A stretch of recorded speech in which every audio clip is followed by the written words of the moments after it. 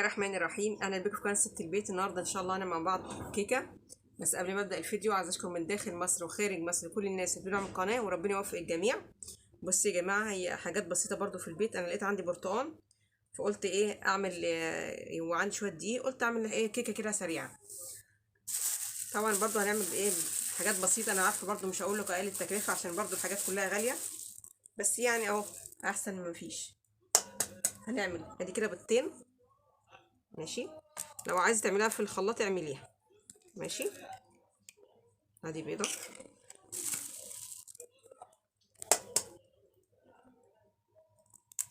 التانية،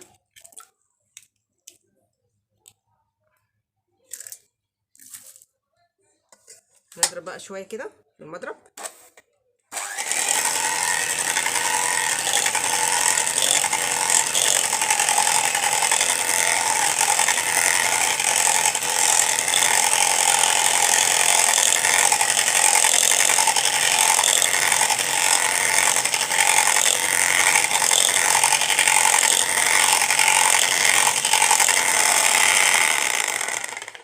هنضيف كوبايه سكر بودره يا جماعه.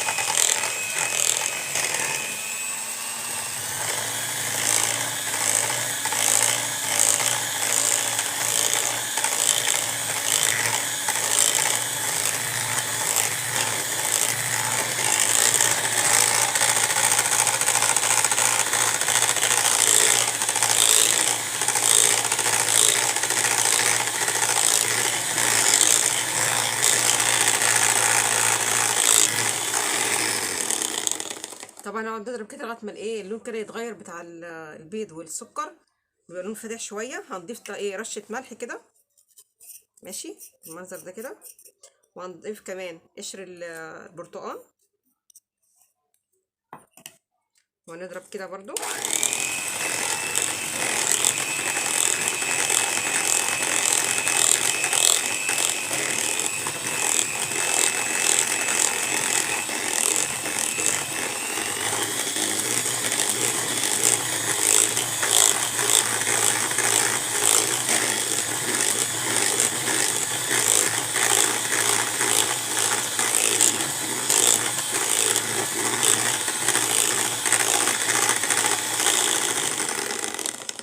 هو لون بقى كده كويس جدا. هنضيف بقى كمان ربع كوبايه سمنه كده او زيت حسب ما انت عايزه تحطي. نضرب برضو كده.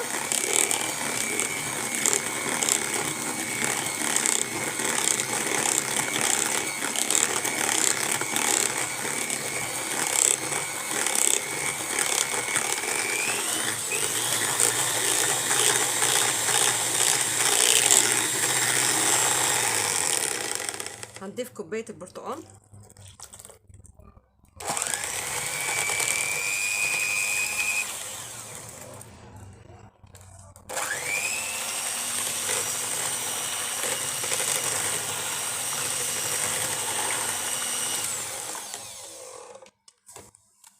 هنضيف بقى بصوا كوبايتين دقيق، نضرب شويه.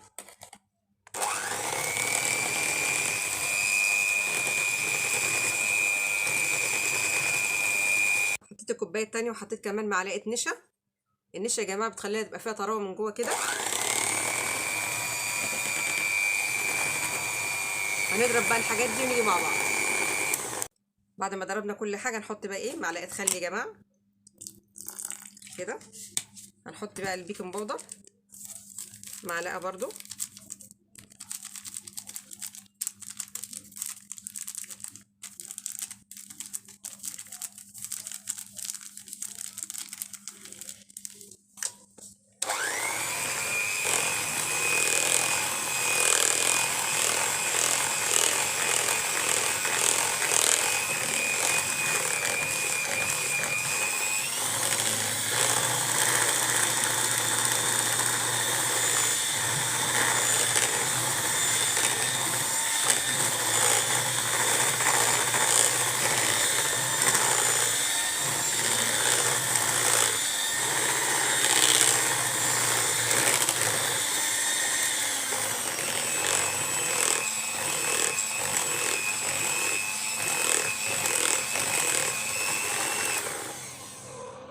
بصوا انا عايزاها بالقوام ده.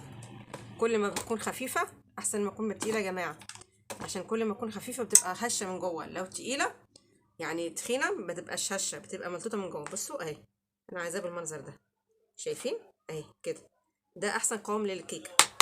هنفضيه بقى في الصينيه، وهي دلوقتي هنحطها في الصينيه اهي. طبعا انا عامله الصينيه بشويه سمنه، وبعد كده حطيت شويه دقيق من تحت عشان ايه تبقى طبقه من تحت تحمي الكيكه ما تتحرقش من تحت. المنظر ده كده، شايفين القوام بتاعها اهو كده. هنحطها في الفرن بقى ونيجي مع بعض. بصوا يا جماعه هي عامله ايه ما شاء الله.